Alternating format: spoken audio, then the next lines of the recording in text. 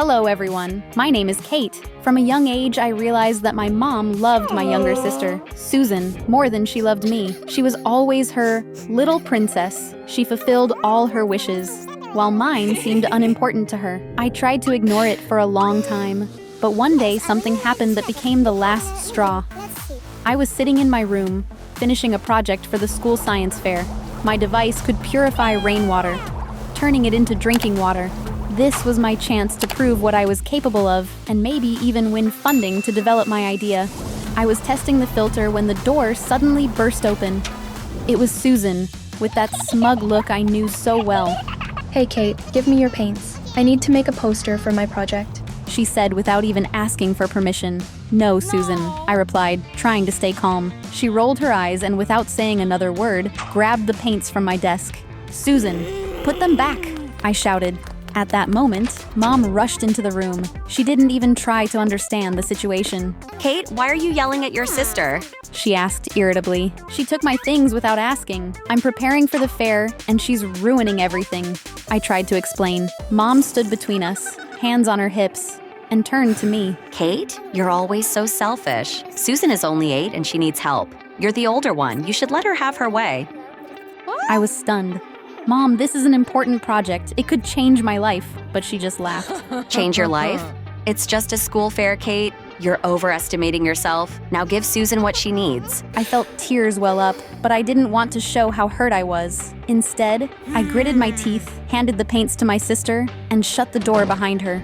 Despite Susan ruining my evening, I finished it. My device impressed everyone. While I was demonstrating how the filter purified water, a woman approached me. This is brilliant, She said, smiling. I represent a charity that helps impoverished regions. We'd love to collaborate with you. I couldn't believe my ears. Really? That would be incredible. She nodded. Your idea could change the lives of thousands of people. I went home feeling ecstatic. I wanted to share the news, but Mom and Susan didn't even notice me. They were watching TV. Mom, can we talk? I asked. She waved me off. Not now, Kate. We're watching a show. I felt anger rising within me. My project won a grant. I'm working with a charity. This is a huge success. She finally turned her head. A grant? Money? How much? Her eyes lit up. That money should be spent on the family, she added. We need a new TV and a game console for Susan. I froze. Mom, this is my project. This is my work. She laughed, her tone full of disdain. Kate, you don't understand how the world works. You're too young to handle such things. At that moment, she only cared about my money. A few months later, the charity and I began delivering devices to regions where people suffered from water shortages. We saved thousands of lives. The money I earned, I saved for my future education. One day, I packed my things and went downstairs. Mom and Susan were sitting at the table. Kate, what are you doing? She asked when she saw the suitcase. You can't just leave. We're your family. I looked her straight in the eyes. Family? You never even noticed me until I started earning money. There was no place for me in your life. Now I have a life with no place for you. You can't do this to us. She yelled. I looked at her one last time. You did this yourself, Mom. You always chose Susan. Congratulations. Now you won't have to choose anymore. I walked out the door, feeling a mix of sadness and relief. It was the beginning of a new chapter in my life. Sometimes in life, you have to make tough decisions to move forward. And I believe I made the right choice. What would you do in my place? Write your thoughts in the comments. It wasn't easy for me, so I decided to call my close friend, Sophie. She listened to me and shared her own story. Hello, everyone! My name is Sophie, and I am 11 years old. From an early age, I knew that my mom was only proud of my older brother, Eric. He was the perfect son, a straight A student, captain of the school football team, and a winner of science competitions. All conversations in our house revolved around his victories and achievements. And me? I was always a disappointment to her. Even when I tried my best, Mom always found a way to make me feel not good enough. One evening, I was sitting in my room, finishing a drawing for a school competition. This was my chance to prove to myself and to Mom that I could be just as good as my brother. I was proud of my work and decided to show it to Mom. Mom, look at what I drew for the competition. She came over, gave the drawing a quick glance, and rolled her eyes. Sophie, is that all? You just drew some trees. That's not an achievement. Look at Eric. He got an award today for the best science project at school. Eric walked into the room just then, holding a large gold medal. Mom, it's not that big of a deal. he said, noticing the look on my face. But Mom continued. Eric wrote a biology project that a university now wants to use. That's a real achievement, Sophie. And your drawings, well, how can they even compare? I felt tears welling up. My teacher said I have a chance to win. Mom laughed. Win? At a school competition? That's nothing. Even if you win, it won't change anything. You should be like Eric. Set real goals for yourself. Eric looked at me with sympathy. Mom, stop. He said. Can't you see how hard she worked? You didn't even really look at her drawing. Mom just shrugged. Eric, you've always been too soft. I'm just trying to teach Sophie to be better. The next day, I went to the school competition. Eric insisted on coming with me, even though Mom refused to go. Sophie, I know how much effort you put into this drawing. You deserve to have someone there for you. He said as we walked to the school. When it was time to announce the winners, my heart was pounding. And first place goes to Sophie Lane for her amazing drawing of the autumn forest. The hall erupted in applause. I walked onto the stage, and at that moment, I saw Eric standing in the corner, clapping the loudest and smiling at me. When we got home, I was holding the certificate and a small sweet prize. I was full of happiness, but it didn't last long. Mom, I won, I exclaimed, showing her the prize. She glanced at it and replied coldly, You won sweets? What nonsense. It's just a school competition. It doesn't mean anything. Eric won the regional football championship yesterday, and that's what really matters. Your little victories, what good are they? Mom, I tried. I put so much time into this drawing. She just shrugged. If you want me to be proud of you, you'll have to achieve something more serious. Eric tried to support me again. Mom, enough. You always downplay Sophie's efforts. She deserves respect for her work. But Mom wasn't backing down. Eric, you don't understand. We have to be realistic. There are very few opportunities in the art world. Her successes are just childish hobbies. Despite this, I kept drawing and improving my skills. Eric supported me in everything. He helped me submit one of my drawings to a city competition, and soon I received a letter. Congratulations, your drawing has been selected for an exhibition at the art gallery. I went to the opening with Eric. We didn't tell Mom. When people started discussing my drawing, one of the organizers approached me.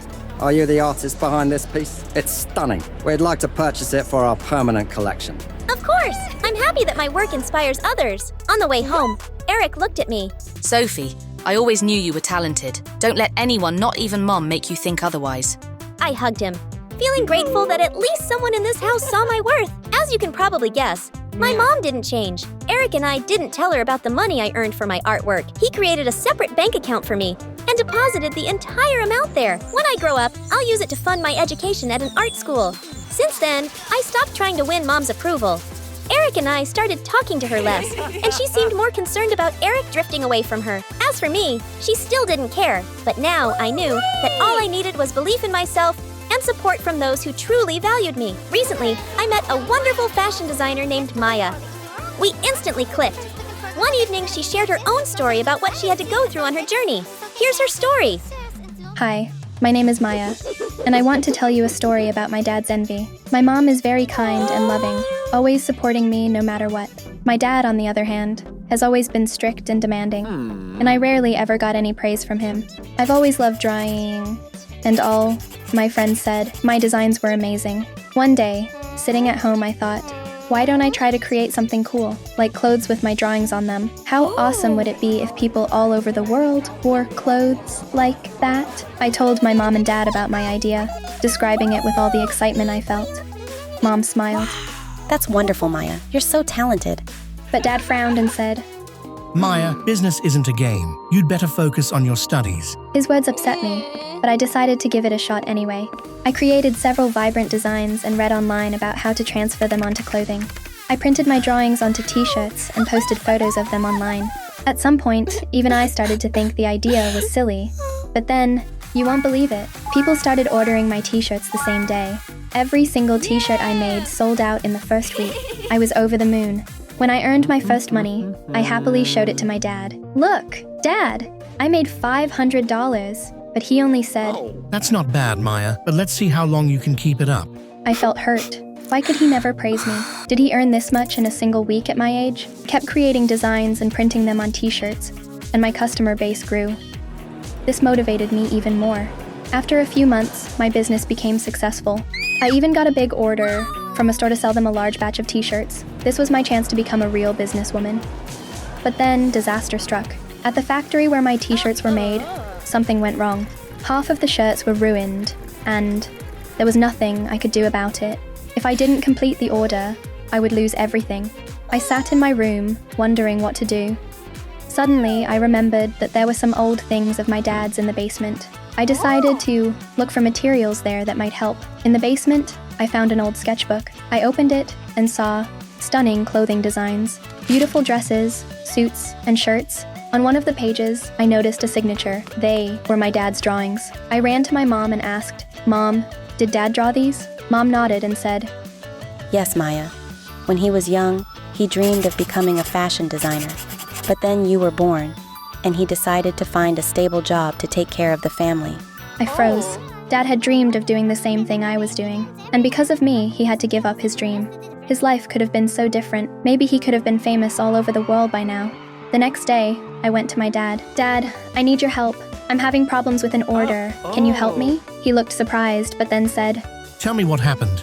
We spent the entire evening together. He showed me how to save the order, suggested ways to fix mistakes, and even helped me find new partners. When we finished, I said to him, "Dad, I know you dreamed of designing clothes too. Why did you never tell me about it?" He looked at me and smiled, sadly. Maya, I gave up that dream to take care of you, but watching you bring it to life has been hard for me. I was envious of you. I hugged him. "Dad, you shouldn't be envious. It's your example that taught me to work hard and achieve success. Without you, I wouldn't have been able to do any of this." After those words, I saw my dad wipe away tears. He was proud of me, and at the same time, realized how foolish he had been. Now my dad helps me develop new designs. We're working on a collection together, and I feel like we're going to create something truly special. People all over the world will want to wear what we make together. I've learned that sometimes behind strictness lies care, and behind envy, an unfulfilled dream. But the most important thing is that we were able to understand and forgive each other. Sometimes, grown-up parents can act like little kids, and when that happens, it's up to their children to step up, be the adults, and support their big kid.